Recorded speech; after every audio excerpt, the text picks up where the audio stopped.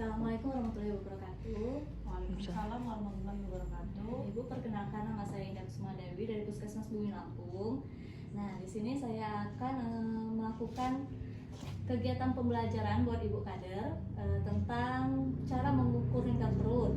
Jadi di sini saya akan menunjukkan cara mengukur lingkar perut di laptop saya.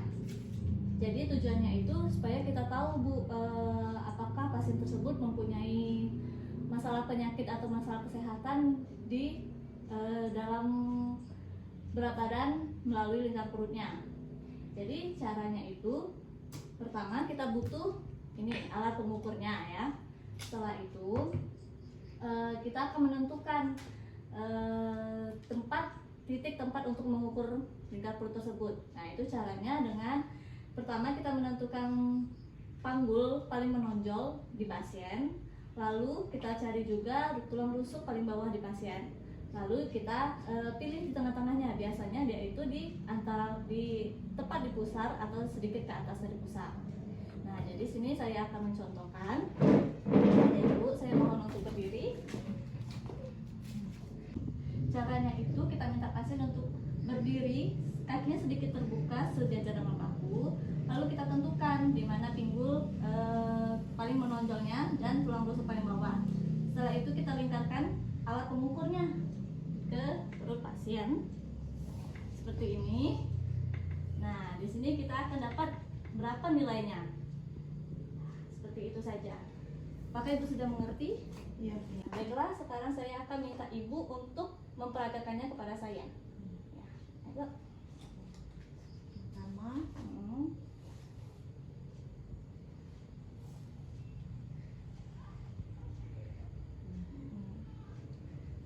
itu tepat posisinya di pusar Bu.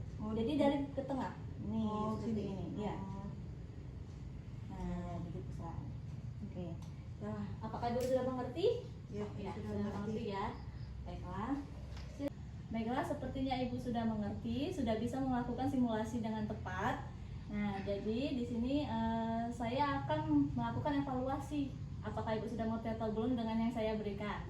Jadi saya akan bertanya di mana kita bisa mengukur tempat titiknya lingkar perut tersebut. tepat di pusar kan? Iya, benar sekali, tepat di pusar. Baiklah, sepertinya ibu sudah mengerti. Saya akhiri pembelajaran kita pada hari ini. Saya harap ibu bisa melakukannya di kegiatan Pasposyandu. Itu saja. Terima kasih atas waktunya. Assalamualaikum warahmatullahi wabarakatuh. Assalamualaikum warahmatullahi wabarakatuh. Waalaikumsalam warahmatullahi wabarakatuh. Baiklah, di sini saya Bidan Janiati dari Puskesmas Bumi Lampung. Saya akan mengajari ibu kader tentang cara pengukuran tekanan darah tinggi menggunakan tensi digital.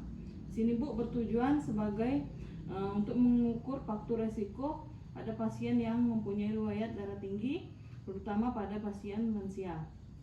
Di sini saya akan memperagakan cara pemeriksaan.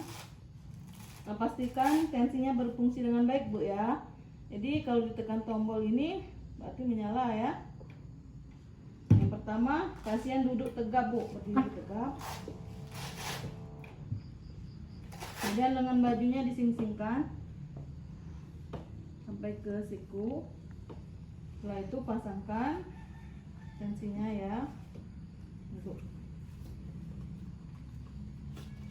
Pastikan rapat. Setelah itu sikunya agak ditekuk dikit Bu. Ini kita hidupkan tombol ini Bu ya. Ya. Nah, ibunya jangan berbicara dahulu. Nanti akan tampil hasilnya di monitor.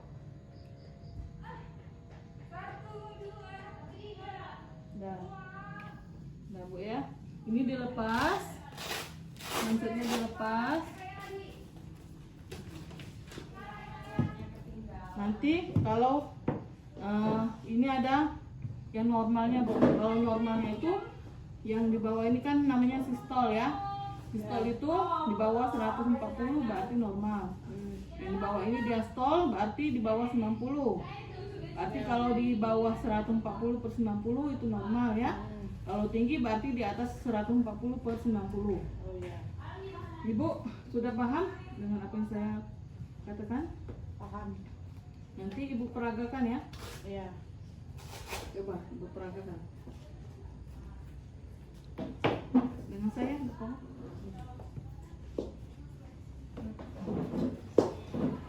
Ini dipasang. Pasang kan dengan rapat kan. Iya. Berdiri tegap ibu ya. Lalu pencet tombol ini kan. Iya.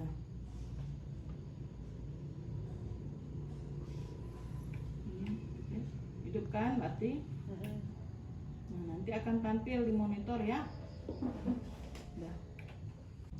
Baiklah, saya rasa ibu sudah paham dengan apa yang saya peragakan hari ini. Saya harap ibu bisa mempraktekkan di posyandu saat posyandu lansia. Terima kasih atas waktunya. Wassalamualaikum warahmatullahi wabarakatuh. Waalaikumsalam warahmatullahi wabarakatuh. Assalamualaikum warahmatullahi wabarakatuh.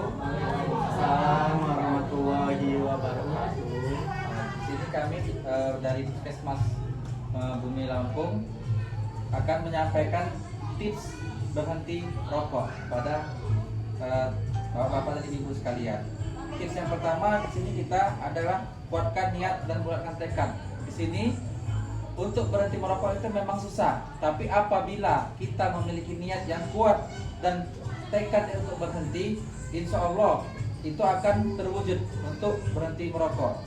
Dan yang kedua adalah meminta bantuan kerabat dan keluarga. Kerabat dan keluarga di sini mereka berperan untuk mengingatkan kita apabila kita akan menggunakan rokok. Mereka yang terdekat dengan kita itu memberikan masukan untuk tidak merokok. Dan yang ketiga adalah atur target waktu kapan Anda berhenti merokok.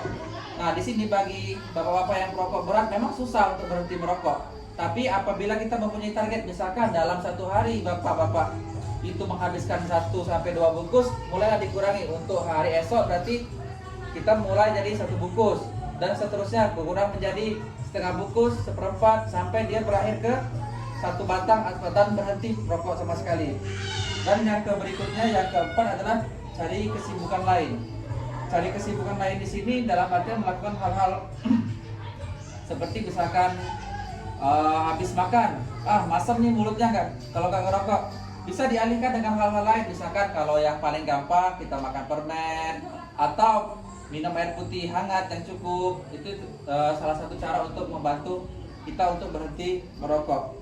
Dan yang selanjutnya, banyak minum air putih. Banyak minum air putih di sini lebih mengarah ke biar tenggorokan itu tidak kering, dan sebagai salah satu sarana untuk mengalihkan keinginan merokok dari bapak-bapak ataupun ibu-ibu yang merokok tadi. Dan yang selanjutnya, jauhi lingkungan para perokok. Di sini memang sulit untuk menjauhi lingkungan para perokok karena di Indonesia ini angka perokok memang masih sangat tinggi. Tapi bisa kita hindari apabila ada sesuatu di suatu lingkungan itu merokok, kita bisa untuk lebih menghargai orang yang merokok, kita mungkin bergeser dengan jarak 1 atau 2 meter lah dari si perokok tadi. Dan apabila mereka menawari, karena kita sudah punya tekad untuk berhenti, jadi kita harus berani untuk mengatakan, maaf Pak, saya sudah tidak merokok. Dan yang terakhir adalah tetap berpikir positif. Berpikir positif di sini adalah bagaimana kita membangun pola pikir kita yang tadi sudah kita bentuk untuk selalu kita tanamkan di dalam hati untuk tidak merokok. Kita jauhi rokok dan kita selalu berpikir positif itu jangan untuk diri kita sendiri. Kita berikan juga kepada teman-teman atau saudara kita yang masih merokok agar mereka juga bisa mengikuti langkah kita untuk berhenti merokok. Mungkin itulah tips-tips yang bisa kami sampaikan, tips untuk berhenti merokoknya. Saya akhiri, wabillahi taufiq wal hidayah. Wassalamualaikum warahmatullahi wabarakatuh.